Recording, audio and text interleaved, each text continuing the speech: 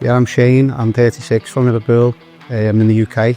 Yeah, I thought I started to lose my hair about 5 years ago. Noticed, especially when it was windy weather, I was always trying to brush it across, and decided that I need to get it done as soon as possible, really. A bit more confidence when you've got it done. Didn't really affect me in self-conscious, really, but it was just something that I wanted to do for myself. Just seeing other people's results and thought it'd make them feel better, so maybe it made myself feel a bit better as well.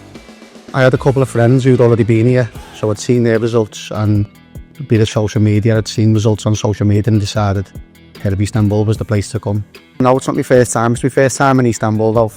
I've been to other places in Turkey. Yeah, it was really good, to be honest. We got drawn on, and then they decided if that was the way forward. Plus, I think it was to do with how far your muscles were gone. That's the way your design was separated. But once designed, I was happy with it, and then we went forward then. The procedure was actually wasn't as bad as I thought it'd be.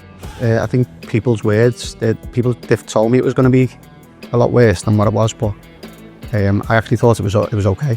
To be honest, I think because of the way it's set up, it's very futuristic. It's very modern.